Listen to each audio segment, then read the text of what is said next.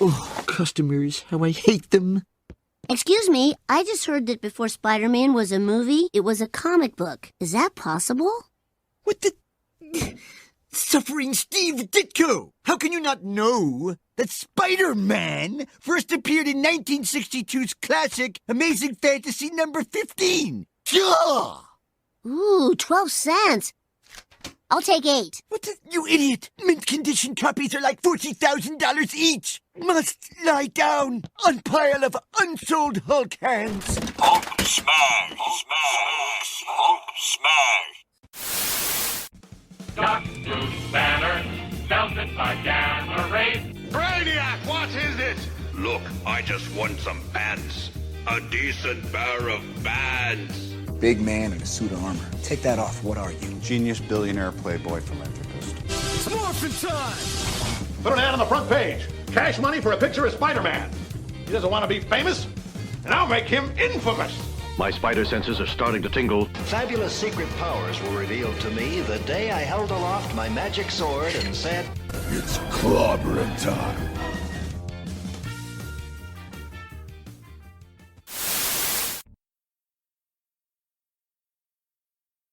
Holy Rusted Metal comic readers, it's Sunday Funnies. We have risen from the dead, rescued from the ashes of the 25-cent bin at your local mom and pop store. I am JT from Saskatoon, and with me as always is Mike, Blair. the Birdman. Yes, Blair.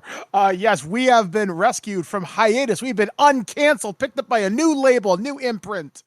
Still the same old crap you've come, but not necessarily. So, on this edition of Sunday Funnies, me and JT, we've been kind of talking back and forth, trying to find the right time to record, and with my life being as busy as it is, where I basically have to schedule breathing, it's been a bit of a challenge. But I had a really interesting idea when JT popped the question to me, because I love him so much. What have I been reading? And it should probably come as no surprise to you that I've been reading a lot of Transformers comics. no shit. I know, right? So I got all the trade paperbacks. I've been going through them bit by bit.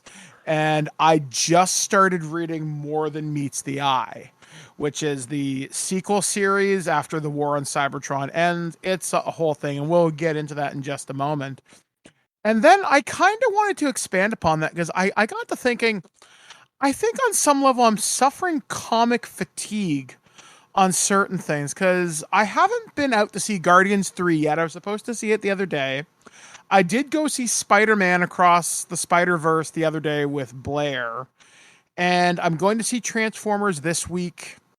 And I'm kind of starting to wonder, where does certain fandoms lie with me? And then I kind of got inspired by something else that I was listening to. I was listening to Kevin Smith's Fat Man Beyond.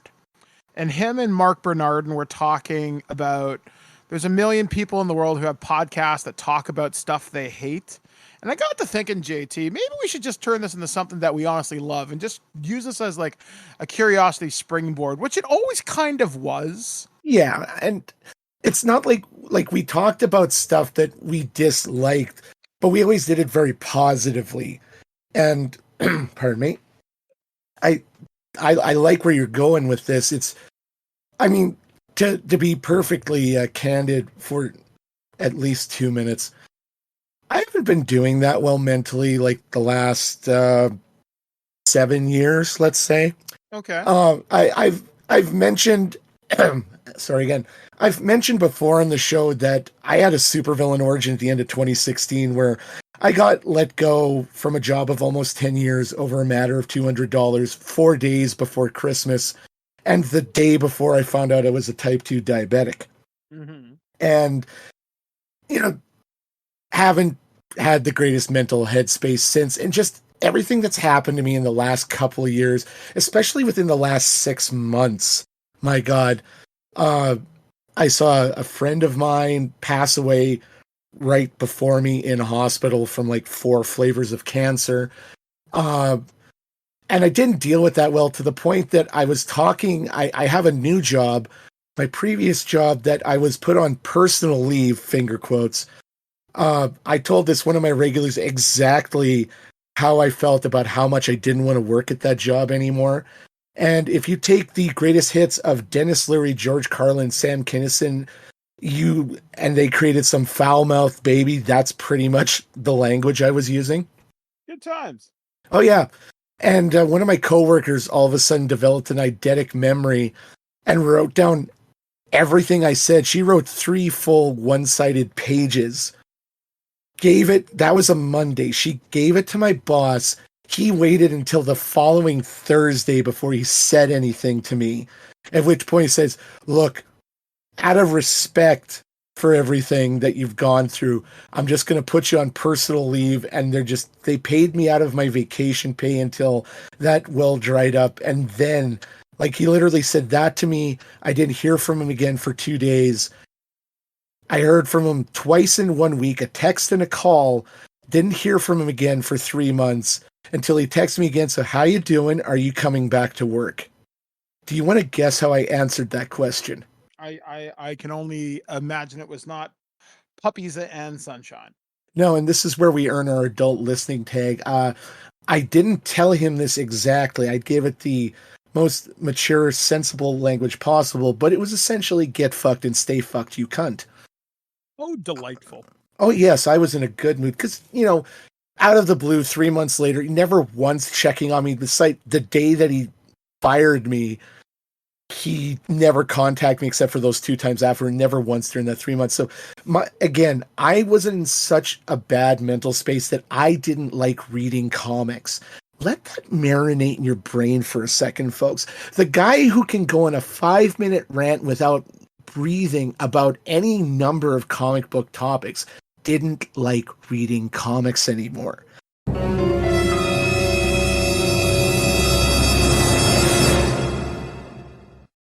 That's how upset I was with life. Mm-hmm. And I've very slowly over the last couple of months since seeing my doctor, getting back on my happy pills, which is really just a mood stabilizer because I don't run away with my emotions. My emotions run away with me. And taking better care of myself, getting back into it, I'm kind of rediscovering my love of comics. So much so that I had a sizable pot of trade at one of my local comic book stores. I decided that my new comic project right now is I'm going to rebuild my Marvel 2099 collection and my Ultraverse collection. Because those are some comics, they're not all good, and some of them are really bad. But that was a time when I was collecting as a kid that I was just happy. And it's an effort to get back to that innocent love of the printed page for me. Mm-hmm. Which is why I love that idea about you talking about happy things. Now, are you familiar with either of those 2 things, 2099 or the Ultraverse, Mike? I actually am very familiar with 2099. One of the first comics I ever got when I started seriously collecting in the mid-90s was Spider-Man 2099. I think I had X-Men 2099, and I had another title. I can't remember what it was.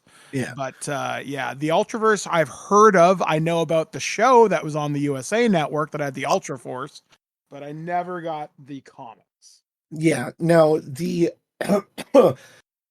let me give you a 3-word pitch, folks, to sum up Marvel 99. Shadowrun, but Marvel. Yeah, pretty much. Because it's 100 years in the future this is like 93, 92, 93 when they started this. Ran for till the end of the millennium, basically, and then they've used it here and there since. But it's the future. There are mega corporations ruling the world. There's magic. There's all sorts of technology out there. The Ghost Rider of this era is the disembodied consciousness of a hacker who was killed while he was jacked into the Matrix and was found by a group of AIs that chose to make him their avatar and gave him a Terminator on crank body that has a chainsaw for one of his hands. So this is the most 90s thing ever. Oh, yeah. And one of the first comics I ever read, like from the jump, that was written by Stan Lee for I think like the first couple of years was this called Ravage 2099. Yep. It was this guy Phil Polyp or John Philip Ravage who's running this like environmental police corps thing. He gets framed for murder and being a polluter because this is the 90s, so you got to have an environmental message. And he's basically becomes the garbage man version of Mad Max. And all his weapons, like his throwing stars and his armor, are like all made out of scrap metal. His superhero vehicle is a old school garbage truck. And then he becomes like this weird mutant man minotaur halfway through the series. This line is absolute bonkers, and it's so much fun. There was do you ever read The Punisher of this world, Mike? No, I never read Punisher 2099. Although we should talk about what happened to the Punisher at some point during this episode. But yeah, no, I remember seeing the cover to that comic, but I never read it. Yeah. He's a cop, and in this future, there's the Church of Thor, so they go to mass on Thursday. And one of the most like cyberpunk aspects of this world, if you're like take Bruce Wayne, Lex Luthor, Donald Trump, and Tony Stark's fortunes, multiply that by 1,000, you become a Black Carter. And if you're a Black Carter, you get away with fucking anything because you just pay a fine and you're released. Because it's that sort of apathy in this world. Well, one of these guys kills the Punisher's family.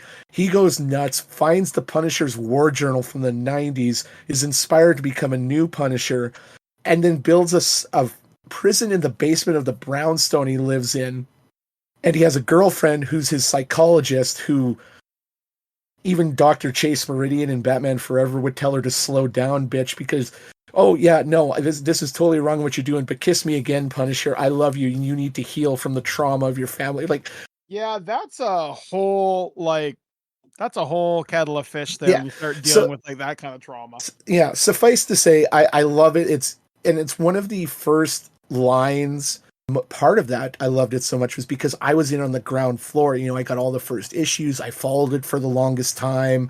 I mean, eventually they brought in Hulk and Fantastic Four 2099, all sorts of characters. And, you know, when they bring stuff out now, I check it out. Now, Ultraverse was originally founded, it was another imprint from this studio called Malibu Comics. Yep. Which they had imprints like Aircell Comics and Eternity Comics. I read a bunch of Malibu Comics, like there was Man o' War, who's this guy who's empowered by Mars, like the god Mars or Ares, and he's like this weird magic Captain America. There's this guy called the Ferret, who's like a low-rent Wolverine, but he's also like a rock star.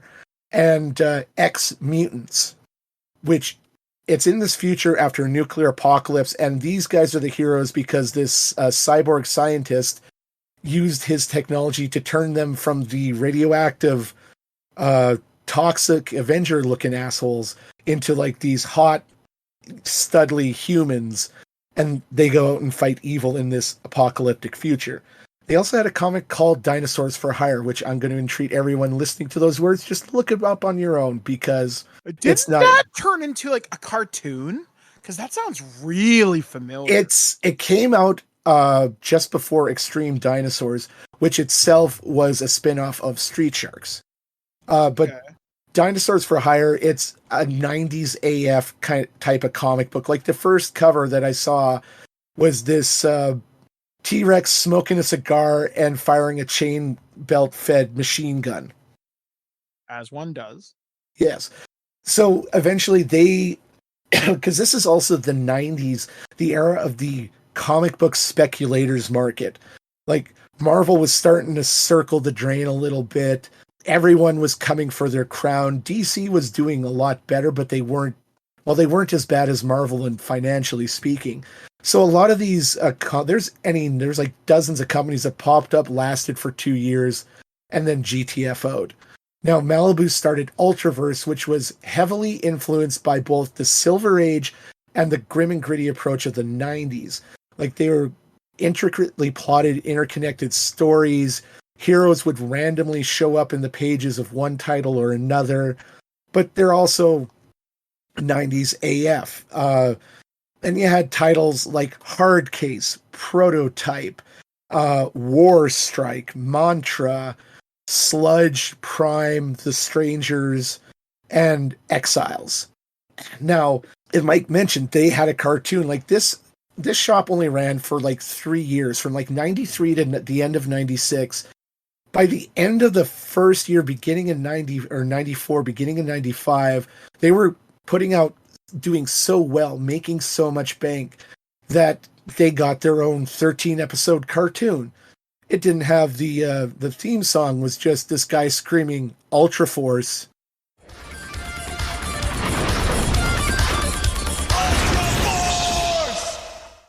Over and over again for like 30 seconds, and you get these title cards of each character, very much like the X-Men cartoon at the time. Mm-hmm.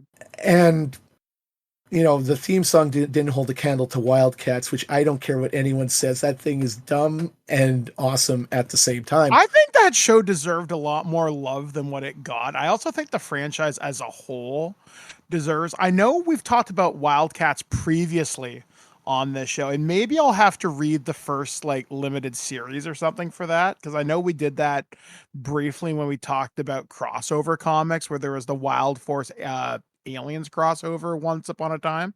Yeah, and we did do our Wildstorm episode earlier in the run, like comics.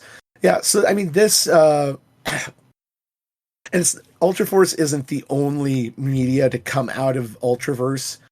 During this time, there was a live-action Nightman show, which was probably my favorite Ultraverse title. Now, without going into too much detail about his origin, which is kind of tied into the origin of a few other characters, San Francisco-based saxophonist Johnny Domino gets a piece of metal lodged in his brain during a traffic accident, which destroys the sleep portions of his medulla oblongata. So, I mean, it doesn't work in the real world. Like, you need to rest, but it's comics, so he doesn't need to sleep anymore.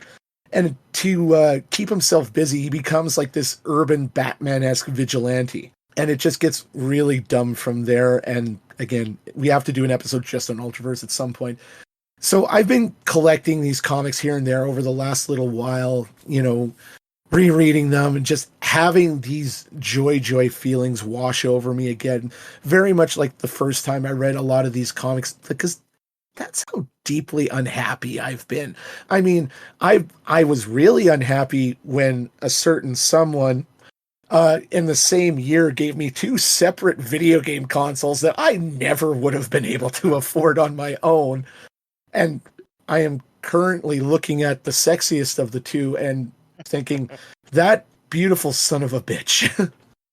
I do try. Yeah, it's Mike, folks. So yeah, but like you said, what have you been reading lately, Mike? That's what I've been reading. So I got gifted. You gave me for Christmas access to the wonderful world of the Transformers, and you're like, "Hey, Mike, here is most of the IDW run. You'll have to buy the rest yourself." And I'm like, "Okay, cool, sure, whatever." And I dove headlong into it. And it's really funny because once upon a time, when I was living in Owen Sound before I moved away to go to college back in 2006, IDW had picked up the Transformers license in about 2004, 2005. And I hated the artwork, but I kept buying the comics. And I was always like, you know what? I'll get to it later. I'll get to it later. I'll get to it later. And last year, when I had to purchase something for my wheelchair or some kind of accessibility device, I had to sell a lot of things like old D&D books, old comics. And I had a very near complete run of Transformers comics from the first issue of Infiltration all the way up to probably just after All Hail Megatron. And I never read them. So during Christmas time this year, because we always take a break here from TWIG from about The middle of December till about the middle of January. We take about that 1 month off. And I started reading, and I just kept reading from then until pretty much now. So I just got into the More Than Meets the Eye stuff for Transformers, and it is such an intense ride with these comics. It is wildly different interpretations of characters. It's handling the lore in ways I don't necessarily expect. Certain characters are great, certain characters are assholes. There's a lot more depth in a character who appeared on a show for maybe 30 seconds.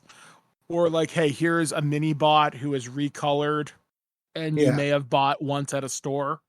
Like one of the storylines that they deal with in there is how Cup, who is one of the big characters from the Transformers 1986 movie, how he is an old war veteran who's been around for a really, really, really long time, and he suffers from PTSD. So they had to brainwash him and give him this chemical stimulant because he was stuck on a planet for so long and it really screwed him up and he was hurting people.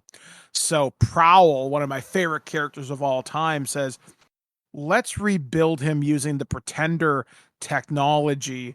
And he's still him at his core, but he's going to be different. And it was friggin' wild. They also did a wildly different interpretation of the Headmasters, where humans invented the technology, though they did have some help from Lord Zarek, the guy who's the head of like Scorponok. Though in this continuity, it's different.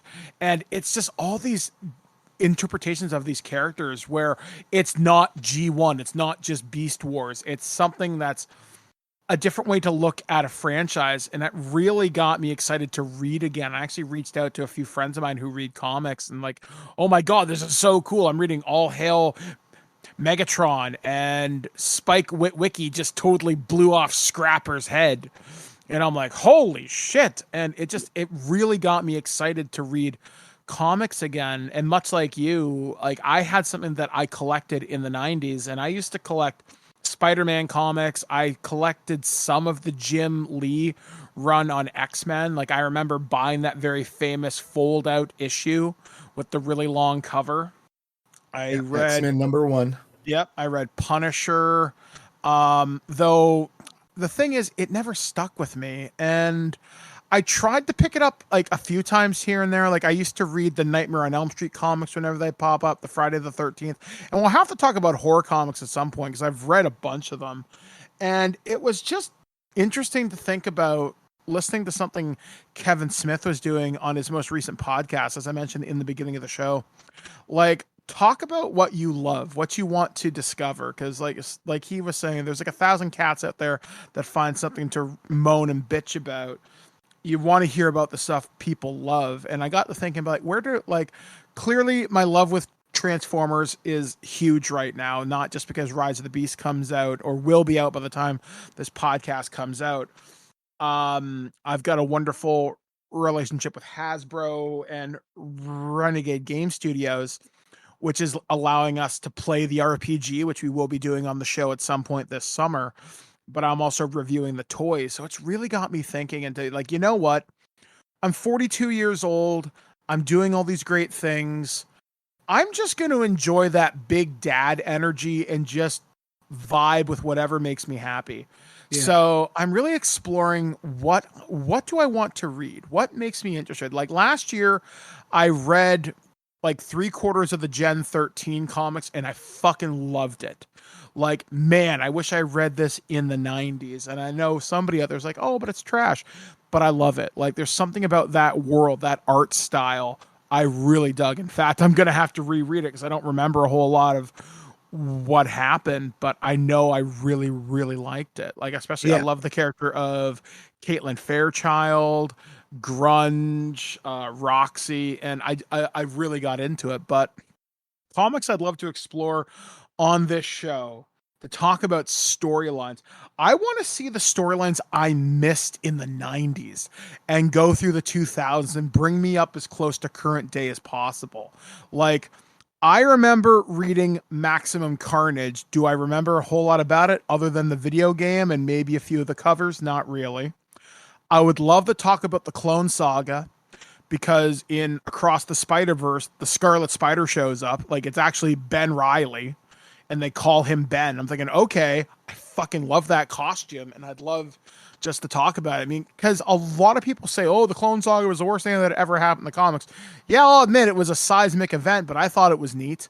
Plus, a lot of really cool costumes came out of that, like, Spider-Man run. I've never read One More Day. I used to love Todd McFarlane's Spawn. In fact, I would love to talk with you, JT, about the Spawn HBO animated series that came out in the 90s, which like Keith David, that's Spawn to me, and Michael Jai White, that's Spawn to me. Okay. Those characters I love.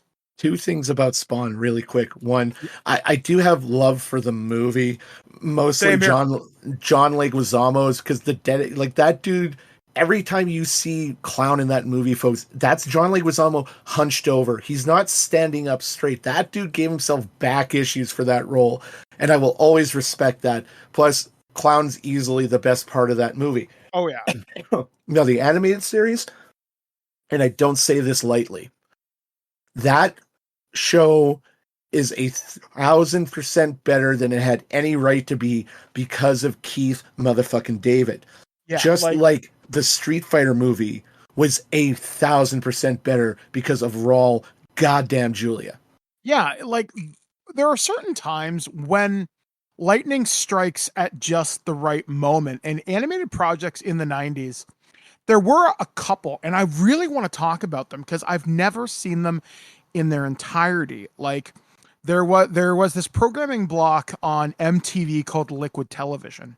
And on Liquid Television, for those of you that aren't necessarily from America or Canada, there used to be a block, and it would be adult animated shows. Some of them would be pilots that didn't get picked up to go to full series, or there'd be segments. And one of them was called Aeon Flux, which got made into a movie in like the early 2000s with, I think, Charlize Theron. Same comic, same based on the MTV short. And then for years, there was a series that was supposed to come out into live action, but it never did. But it ran on Liquid Television as well, called The Max. And that's a show I've only ever seen screenshots, or I've seen little brief trailers. And it has intrigued me for decades. And it's probably freely available on YouTube, because I know the DVDs are long out of print. But I've always been super curious to talk about it. And when you mentioned Ultra Force, we could talk about Saturday morning cartoons on this program if we were so inclined. And we should, because I think Sunday Funnies, it's going to evolve into a celebration of things that we really, really enjoy. Stuff that maybe Ken and Alex aren't really into.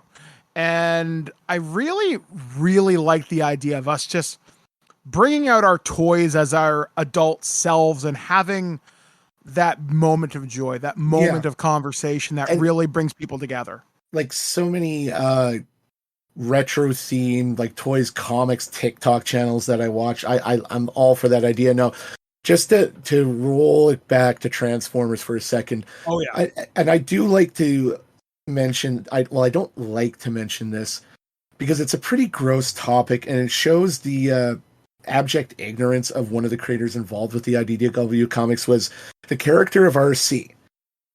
Now, RC is initially shown as being much more violent and antagonistic, and just not the Susan Blue-esque, she's got Daniel for her headmaster partner from the cartoons. And you find out there is a reason for that. Now, Simon Furman introduced the idea that RC was originally a dude and was the spark twin of Cyclonus. Or no, Galvatron, from like millions of years before the war started. And it's gross because this mad scientist, Decepticon, Giaxis, performed forced reassignment surgery on RC. And I'm not okay with that. I'm not defending it. I recognize it for the gross thing it is. It got, although it's weird because later in the comics run, because I've watched a few kind of videos on it, they changed that to something a little bit more in line with what would be more sensible today, and more I guess, friendly towards the LGBTQ plus community.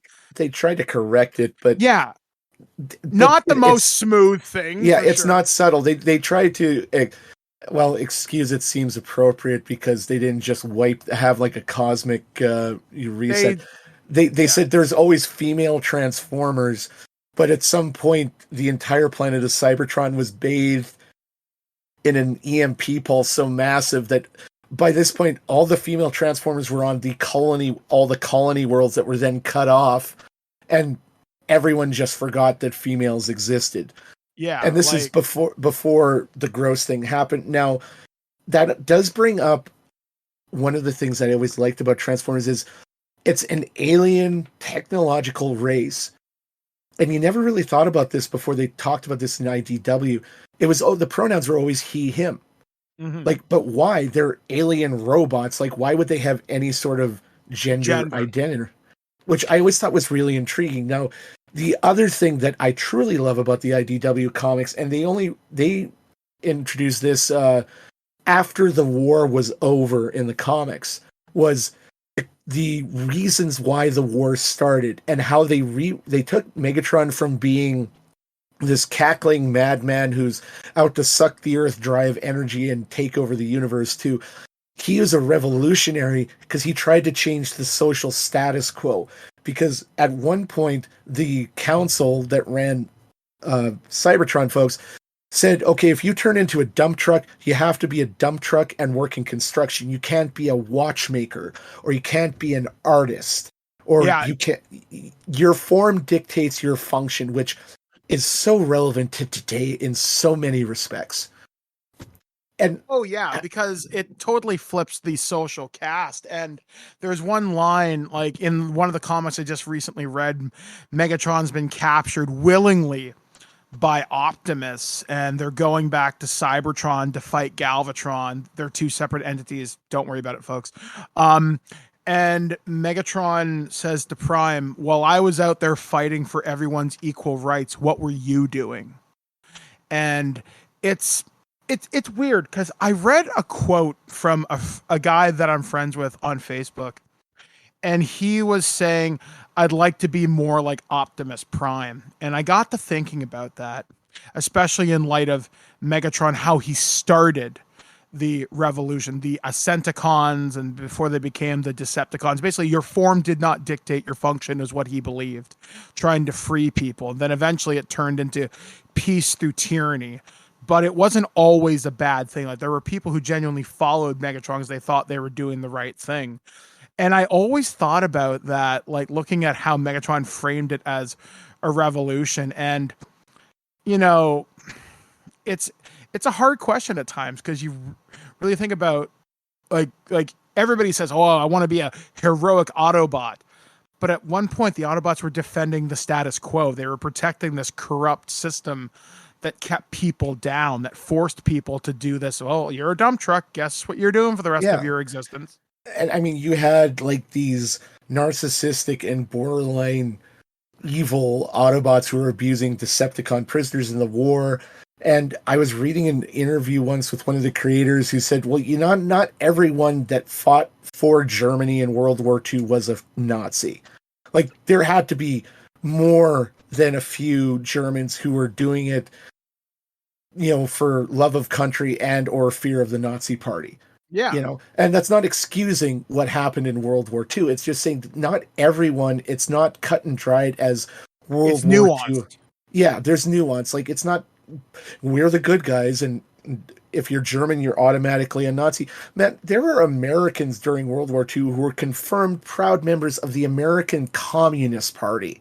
Look into that little slice of history, folks. Or there are people who willingly sold secrets. In fact, there's even one Transformer in the early run, in the Infiltration storyline, Sunstreaker, one of the first Transformers I ever owned. He turns into a yellow Lambo, and he gets captured by Earth's forces.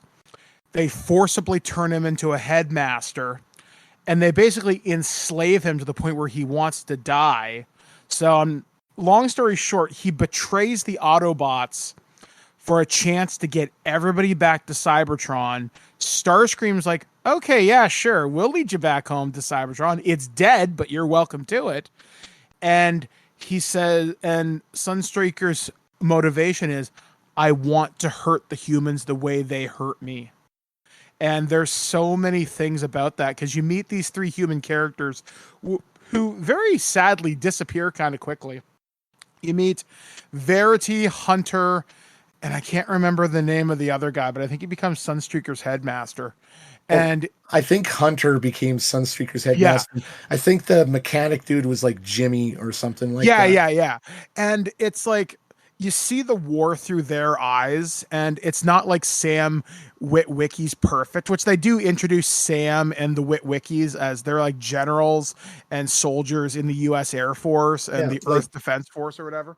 Yeah, it's like Sparkplug is this general who's like, he's more Sam Lane from DC Comics than he ever was Sparkplug Witwicky. Like, and that's not like Sparkplug's his call sign, like, but you know from reading the book and looking at how his son Sam, aka Spike, which is like his call sign, is there. And yeah, like Mike said earlier, he domes Scrapper, which leads to Prowl. I don't know if you read that yet, Mike. Yeah. Prowl eventually becomes part of the Constructicons Gestalt Devastator, and then they start following Prowl because he's like this cold, logical asshole, and they're like, we vibe off of that. We're gonna follow you now. Yeah, like it's crazy all the different interpretations of the characters that, like, for example, Ultra Magnus, other than being, I'm Optimus Prime's buddy. No, he's this lawman who enforces the Tyrest Accords, and if you so much as violate Protocol 1 or you're going to prison, and he will find you. He's Judge Dredd if Judge Dredd was a Transformer. And there's even kind of layers to that because it turns out Ultra Magnus is a title, and that's armor. So the one Ultra Magnus dies fighting Rom the Space Knight, which, okay, that series had no reason to be as good as it was. You're talking about the crossover, the Rom comic. That was really good, and that really threw me for a loop. They really, like, towards the last... like 2-3 years of the IDW Transformers run, folks, was a time when they entered into a partnership with Hasbro, who was trying to, they wanted to dip their toe into comic books because they were looking to, mine that for profits the way Marvel mines their IPs for movies. And that's why, we're supposed to be getting a Rom Space Knight movie and possibly an Action Man, which is more like the English version and not the 90s CGI cartoon that Mike and I both watched and loved, and I kind of want that version more. They brought in the Visionaries. There was a Micronauts reboot. They even brought in goddamn Mobile Armored Strike Command Mask. And the stories were really interesting. That first crossover called Revolution was really good because you got all these comics set up before the crossover, so you kind of dip your toes into that world, and then you can go back to it if you want. And at this point, they connect the Transformers with their G.I. Joe comics. Now, G.I. Joe comics, after Marvel ended the series with issue, I think it was 154 or 155 in the 90s, it lay silent for like 7 years.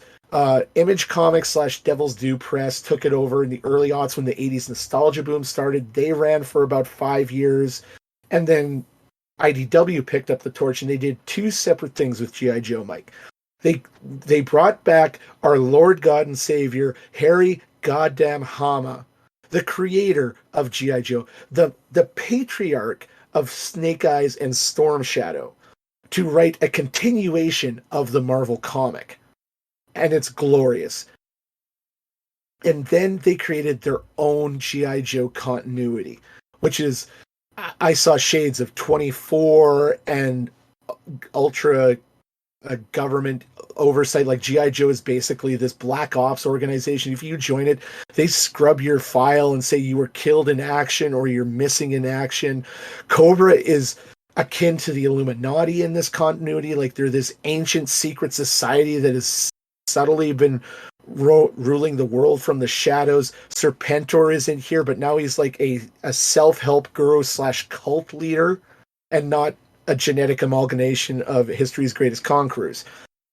So, and that series ran for years, and it didn't end well. But then they bring G.I. Joe back in the Revolution crossover and say everything that happened in G.I. Joe happened before the Transformers infiltration, that first miniseries.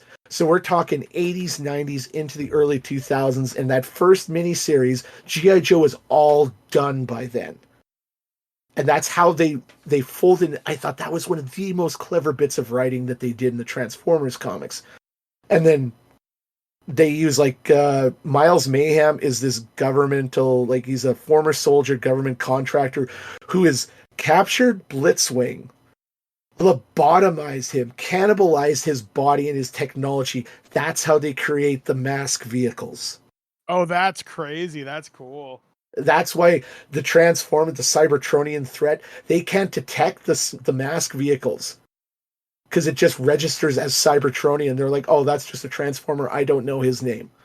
But yeah, sorry, I'm getting into the weeds too much here. But yeah, the other thing, and we've talked about this outside of the show, and you actually connected me with a guy, I forget, the Transformers fan on Twitter, because he was talking to you about, where do I get started with the Transformers? And Mike is like, I know the asshole you need to talk to about continuity. And that's been one of my things the last year or so as I'm slowly getting back into comics, is rediscovering my love of continuity and a little bit of OCD at the same time. Because was Mike talking about, I gave him the reading list of Transformers, and when I say reading list, this is an exact chronological continuity order, motherfuckers.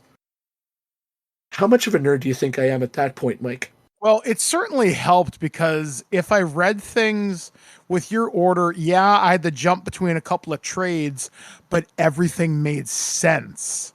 I was like, okay, this happens here, this happens here. It may say see issue 5 of More Than Meets the Eye or whatever, but I was reading it in chronological order. So when I get to that event, I'll know exactly what they're talking about. So it's not like having to wait like half a year for for something to happen. I only have to wait like 30 minutes till I'm done kind of reading it. Yeah. And a good example of that is the storyline Shadow Play in More Than Meets the Eye, which is told before the start of the war, when where Optimus is still Orion Pax, and he's just this Steve Rogers-esque square-jawed, by-the-book police officer, and he has to construct an Ocean's 11 style heist to strip the fake bomb version of the Matrix that is in I forget which prime it was, but yeah, the Decepticons. The terrorists, they're not the Decepticons yet, but yeah, he's got to construct this heist. It's a Transformers doing a heist movie. I fucking love it. But I wish I could remember his name, and it would take too long to find on Twitter. There's two schools of thought when it comes to reading order / continuity. You have to ask yourself, how much bullshit are you ready to deal with? That is one big pile of shit. So you can read, I could give this reading list to anybody who wants it. And you could get these comics and read them in this order, and you get exactly what you're asking for. Or you can pick one or two titles, read them, and then discover it on your own. There's really no good or bad way of doing this. But when I say reading order, I've applied this to so many different comics, just doing research through wikis and chat rooms and my own collection and digital comics that I totally got by legally. I say that a little too often, don't I, Mike? But it's for me, it's part of the fun is setting things up. It's like when you're playing with Legos and you're building whatever you want. You're not following the instructions, or you're building, I don't know if you did, Mike. I remember when I was a kid, I used to build play sets out of cardboard boxes, draw on windows and cut out doors and set up zip lines for my Ninja Turtles. Oh yeah, I used to love building stuff out of cardboard boxes, or making something out of my couch, or like a coffee table, stuff like that. in your mind, it's as good as the Ninja Turtle sewer playset or some such. Oh yeah. So part of me, because I've never been clinically diagnosed as having OCD, although I think it's pretty much a foregone conclusion. I love this sort of in the weeds, in the minutia, figuring out how everything sets up. Now, sometimes I set myself up to fail because if you have to pick one character and you can go from beginning to end and get an exact reading like I did with the Transformers because it was just the IDW thing. But if you apply that sort of logic to, say, The Dark Knight, yeah, good luck.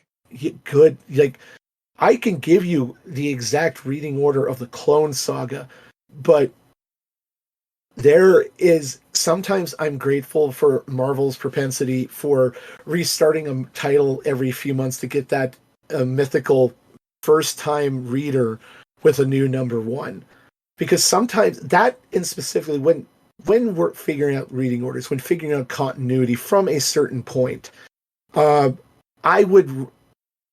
definitely recommend picking a specific arc.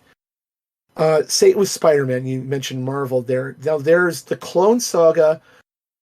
It ended with one of the best things about the Clone Saga was the question was they suggest that Peter was the clone and Ben was the real Peter Parker because they have the original Clone Saga in the 70 folks ended with Peter seemingly destroying the clone in this smokestack furnace and going about his life.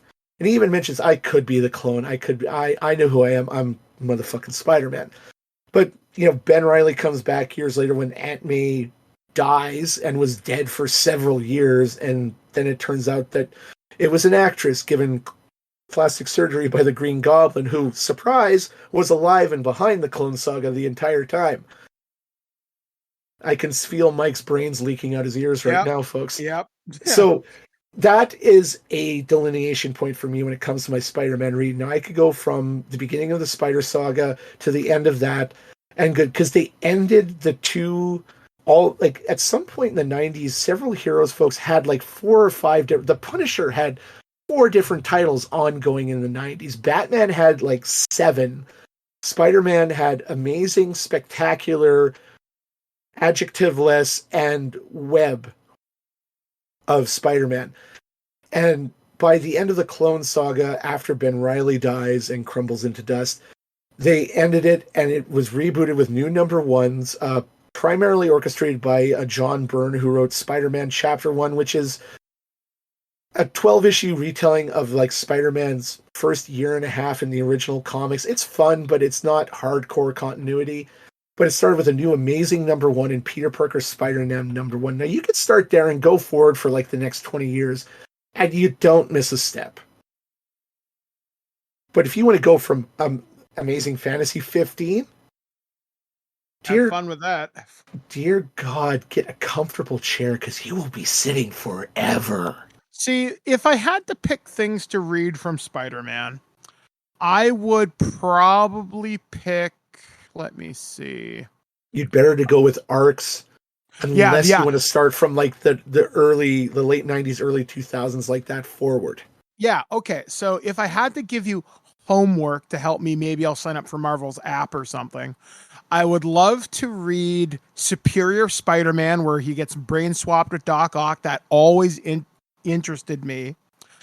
I'd love to read the beginning of the Miles Morales story, because I've played the video games on PlayStation and love them, and I just saw Across the Spider-Verse. And I would love to know more about Spider-Gwen. Yeah. Now, very briefly, and we'll talk, and I'll work on a reading list for you. Now, you got to know with Spider-Gwen, she's an alternate universe. Gwen Stacy, who got bit by the spider instead of Peter, and has had a series of miniseries and short ongoings ever since, and really a lot of fun. The Miles, though, you are starting in the Ultimate Universe before he joins the 616 at the end of Secret Wars 2015. Mm-hmm. So it's doable. You're going to deal with some bullshit. And I think I'm up for that challenge. Maybe by the end of the summer, maybe we'll do a check-in on my spider reading. That actually might be kind of fun, creating our own pseudo Spider-Verse. Yeah. And the other thing with reading comics for as long as I have, folks, and again, trying to maintain some sense of mental equilibrium in these tough and trying times, I've started writing my own in my head and on paper just to keep myself sane. I've started writing my own takes on, how would I pitch this comic book movie or this Marvel comic book. I haven't gotten too far in my ghostwriter, but can I tell you something really cool? The twist I came. Okay, my key to this movie is I cast Kurt Russell and Wyatt Russell as old Johnny Cage and young Johnny Cage. Okay. So the movie starts in, the requisite bar with no name, some Texas podunk thing with the swinging doors, kind of like that biker bar we see in the Nick Cage Ghost Rider movie. And Johnny's there, laughing and drinking as only Kurt Russell can, telling a story to this one person in shadow, always in shadow, off screen. And he tells the story of how he became the Ghost Rider. So when we go back in time to when he made the deal, he's played by his son, Wyatt Russell, who played Captain America / USA agent in Falcon and the Winter Soldier. I thought that was because that way you don't have to worry about getting actors who look alike, because Wyatt already looks like his goddamn father. Mm-hmm. And I started working on a Fantastic Four movie, and I would use this as my first entry into the Marvel Cinematic Universe, because Fantastic Four #1, some say it was the dawn of the Silver Age, some say it was Showcase #4 with the first appearance of Barry Allen Flash. Yeah, tomato. But Fantastic Four #1 was the first issue of Marvel 616, in my opinion. So I think it's right to start with Fantastic Four. And a large plot of my movie, and kind of building the backstory, the cosmology of the Marvel Universe, is I am borrowing somewhat liberally from the Heroes Reborn Fantastic Four series from the 90s, folks, where after famously leaving Marvel to start Image Comics, Rob Liefeld and Jim Lee came back. This is the original Ultimate Marvel Comics. They were going to potentially use these 4 titles, Captain America, Iron Man, Fantastic Four, and Avengers, as the launching off point of they almost pulled a Crisis on Infinite Earths in the mid-90s, Mike. Mm-hmm. This makes me smile with glee so much in my heart. But it didn't happen. But in the Fantastic Four comic, the launch of the ship is taken over by these supposed government agents who are really agents of Victor Von Doom, the monarch of Latveria. And you find out by the end of, I think it was the second or third issue, when they landed on Monster Island with the Mole Man, they find remains of the statue of Galactus, and he's been worshipped by various cultures on Earth in somewhat of a Stargate Aliens aspect. Like he's been there before, and because he's so godlike, they worship him as such. So I'm kind of borrowing from that a little bit. Also, the Fantastic Car is built out of the remains of the shuttle when it crashes to Earth. Mm-hmm. Kind of thing like that. The idea that this is what I hope to get back from getting back in the comics the way I have, folks. You can hear me. I'm happy right now. I'm literally wired with positive energy. And this is what I've been missing in my life. And comics have been a large part of that. I mean, yeah, social interaction and eating right and getting plenty of rest. That's important too. But comics is really where I'm getting my energy right now. Yeah, I'm hoping to get back into it because I think on some level, I think superhero movies are kind of burning me out in some regards. I'm excited for certain franchises and certain movies. Like, I didn't see Guardians when it came right out. Like I said, I was going to go see it on Friday night, but I canceled my ticket. I was like, you know what? I feel like crap. I just want to go home. Yet Spider-Man got me into it. So I'm excited for the Marvels later on this year. I'm excited for Echo, though I know I'm like one of like 3 people who cares. And I don't know, like I liked Ant-Man and the Wasp Quantumania, but I tried to show it to Blair, and on second viewing, I didn't like it as much. And I'm kind of wondering, is there a reason for that? Am I just superheroed out on certain things? And obviously, with the trouble happening at Marvel right now with the Kang thing and Jonathan Majors, I don't know how that situation's going to turn out. Nobody really does. Because Phase 5 has been one of those things where I'm just like, I don't know. I like certain things. I like Phase 4 was a little bit eh. And I don't know. And again, I don't want to bitch about anything because I liked Wakanda Forever. I thought it was cool, although Ironheart's now been delayed. Secret Invasion starts in just a few weeks. That's going to be cool. And, you know, I want something that brings back that joy, and I'm finding the printed word is a little bit more fulfilling than the moving image right now. Not to say we're not going to come back and talk about this, because I know we've been talking about doing a Star Wars scorecard so far. I just need to finish Andor at some point and do the 2 seasons of The Bad Batch that I haven't seen. But I don't know. I'm finding more joy in older stories and just seeing what's out there. And like I said, going back through things like I want to reread Gen 13. I want to read Wildcats. I want to read Superior Spider-Man. I want to see the stuff that I missed out on. I want to know what made the Punisher so enduring, because I read an article over on comicbook.com and how the Punisher's story ultimately ends, and holy fuck is it tragic. And I haven't read that issue yet, though. It is, from what all I can really tell you is Doctor Strange says the Punisher is no more.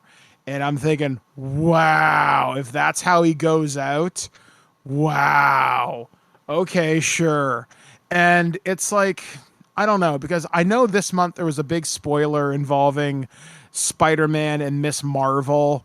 And again, that's another character I really want to know more about, because Kamala Khan is so cool. Like, I loved her in the Avengers video game. I got a cameo from that voice actress 2 years ago when she did the game, and it was really cool. And the Miss Marvel TV show is Scott Pilgrim Meets Marvel. Cool. Hopefully she'll be in the Avengers, because she's in the Marvels in like November. Again, really cool. And it just seems like a weird move by Marvel to kill a fairly prominent character in somebody else's book. You know what I mean? And again, I want to know her story. So maybe I'll read the Miss Marvel limited edition, because I know if you bought the Avengers game, I think you got like the miniseries for free or something. So maybe I still have my digital code kicking around somewhere. But yeah, like there's so much good stories out there, and just hearing, like, hell, I would love to read Kevin Smith's stuff. And I know someone's like saying, oh, he's a horrible writer. Well, how many comic books have you written? So I'm curious. Like, I want to know what's out there. Yeah, I mean, Kevin, when you talk about Kevin Smith, the 2 things that I recommend right away is Marvel Knights used to be kind of it's still in the Marvel 616 universe, but it was the first stab at more mature writing and stories. And then that became more the bailiwick of Marvel Max. But Kevin Smith wrote this Marvel Knights series with Peter Parker Spider-Man. I think it was only about a 12-issue run. The title kept going after Smith. But one of the main things about this is some really gross stuff happens to Black Cat, and this is where she kind of goes from being that lighthearted Catwoman to more harder edge Catwoman. This is also where Mac Gargan, the Scorpion, becomes Venom, and that runs for like the next 12 years, where Eddie Brock's not Venom anymore. The motherfucking Scorpion is Venom. And his Green Arrow run, especially that first storyline, Quiver, which brought back Ollie Queen from, like, he is dead, D-E-D, dead, in heaven dead, hanging out with Barry Allen in the Elysium Fields kind of dead. And Kevin Smith brings him back in, I think, a pretty inventive way, using in-continuity stuff. He did not make anything involved with his return, was not created whole cloth. And I really love that series. And even, he's talking about Kevin Smith, you got to look at any of the Jay and Silent Bob or Clerks comics that have come out, especially the Oni Press stuff from the 90s. Like, that is just some prime Clerks material. I guess the thing I most want to get, I know that's what you want to do, is, like I said, I just kind of want to get back to where I was, like I said at the start of the show, about 7 years ago. Like, if I could get back to that point and just not start over, but I've lost my way, and it's been a struggle, folks. And mental health is no joke, folks. Like, I haven't done anything like really skeevy to deal with it. It's just, I've just done it one day at a time, and it's gotten me to this point. But, you got to do more than just taking it one day at a time, and you got to find something to give you that guidepost. And that's what comics have always kind of been for me. They've. Sorry, Mike?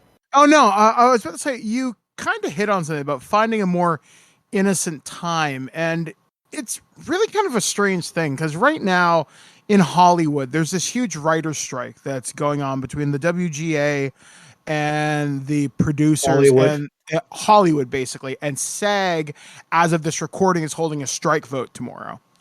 And I was listening again to Kevin Smith and Mark talk on their podcast, and they're like, if you've ever wanted to break into independent filmmaking, as long as you're writing for yourself, now's the time. And I got a friend of mine, Enrique, who is a director of some small time stuff, and he frequently guests on Loose Cannon now with Aaron and Alex and I. And I got to thinking, because we did a show and we talked about what would we do to reboot the idea of 976 Evil, and we came up with something really cool during the show. And I submitted a story to Enrique's podcast, Weekly Spooky. And if you want to listen to my episode, the episode is called File 137. It came out in the last couple of weeks. And it got me thinking, you know what? For all the creative people that are out there, if Kevin Smith can do it, why can't I? And I actually got contacted by an RPG publisher that I submitted an idea to like a while ago, and they just got back to me. And one of them had said, well, Mike, how do you feel about writing fiction? And I'm thinking, a hell of a lot better than rules. And I got to thinking, like, I love comic books. I love writing. I love creating stories. And I like to create interesting things. And am I the best writer in the world? No, but I can learn and I can do things with it. So I think reading these things are going to influence a lot of interesting ideas, because I know, following, as to root this back to the very beginning of this conversation, reading the Transformer stuff has really got me thinking about politics, my place in the world, what I want to put out into the world. And as much as Optimus Prime, for example, wants to be this great leader, he's part of the reason why the war kept going. And yeah, I think about my favorite character, Prowl. Like, he's a cop car. He's supposed to be awesome. No, he's really not. He's a dick. He's a dick. And there's other characters who, are heroic in their own ways. Like Thundercracker, for example. He's a character who starts out as a Decepticon seeker, leaves the Decepticons because he's like, I'm not killing innocent civilians. You're not doing this. No. And his sonic booms, other than being this cool offensive weapon, sometimes he uses those to scare the population, to give them a heads up saying, hey, trouble's coming, run. And I got to thinking about, like, there's so much nuance to this. And like, I can really kind of learn from that. And I'm liking that. And I just found out there's this really awesome gay romance coming up between a character known as Rewind and Chrome Dome that I never knew about. And I'm thinking, that's really awesome. And I know there's a romance between RC and somebody else, because she learns to connect with someone as another bot and not just as a weapon of war. So I'm really looking forward to exploring that, because one of the things I like in my writing is to explore the more emotional side, not just, hey, here's some blood and gore, here's something scary. But I love that intensity. And I know through certain comic books, I know there's one book, we talked about it last year when we did the show. The book is called Strangers in Paradise. And it was a book that was very popular in the mid-90s. And it was just about people living and talking. And I'm very interested to explore that. So I think this is going to be a good rebooted Sunday Funnies, where we kind of just talk about the shit that interests us and not just focusing on here's a specific run. But if we're going to do that, we're going to have fun talking about it. We're going to learn from each other. We're going to do things a little bit differently. And like I said, I got to send out a huge thanks to Kevin Smith for kind of giving me that bit of a happiness boost. And he described him hanging out with Mark on Fat Man Beyond as, I don't get a chance to talk about this stuff with my wife. Now, she talked about me, or like him and Jen, they liked Marvel during the pandemic and he would explain things, but he's like, but hanging out with you, Mark, this is like me coming to church on a Sunday. This is me having my mass with my friends. It's spiritually fulfilling. And that's what Twig is a lot now. I mean, sure, we're still doing the podcasty thing and the review thing and the news thing, but I want to celebrate what really makes me happy. Because you know what? I'm 42 years old. I don't have time to be sad anymore. And I really don't. I want to embrace things. And yes, I realize things can be terrible. Things can be sad. But I'm going to try and focus on the really good things that I have in my life. And I have so much wonderful entertainment. I have a wonderful team. I've got you. I've got Ken. I've got Alex. I got Aaron. I got Enrique, who's helping us out now.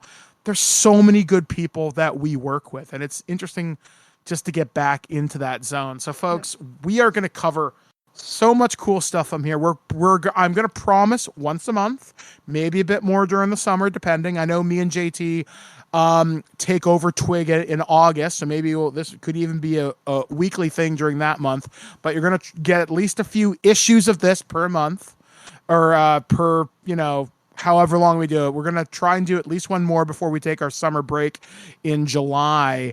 And we're just going to talk about interesting things. Like, I know me and JT touched upon cartoons. Maybe we can talk about stuff like Wildcats and Ultra Force. And I'm sure there's other cartoons that were based upon comics that we just never knew. Like Savage Dragon had a cartoon. Or even some cartoons that should have had a comic or toy line. Just here's a word: Sky Surfers Strike Force. Just look that up after the show, Mike, and let me know. See, hell, I have an idea where I would reboot Dino Saucers, and I could make that shit work. Oh, yes. See, that's my jam. So we will talk about, maybe that's going to be our show later on in the month, comics or shows that should have become comics and vice versa. So it'll be kind of like a grab bag of tasty cereal. It's like you combining your Captain Crunch and something else into this weird slurry. Either way, it's going to be delicious. You'll enjoy it. So for Sunday Funnies, stay tuned here on ThisWeekInGeek.net. JT is going to be editing this show, so hopefully you'll see it sooner as opposed to later. So for Sunday Funnies, I'm going to close my page. I've been Mike the Birdman, and you've been... I've been JT from Saskatoon. See you in the funny pages. At no point in your rambling, incoherent response were you even close to anything that could be considered a rational thought. Thanks for listening to this episode of This Week in Geek. Hungry for more? Check out our website at ThisWeekInGeek.net. You can subscribe to the podcast, browse our Twitter and Instagram, and leave your thoughts on today's topics. If you'd like to give us some feedback, send us an email at feedback@ThisWeekInGeek.net.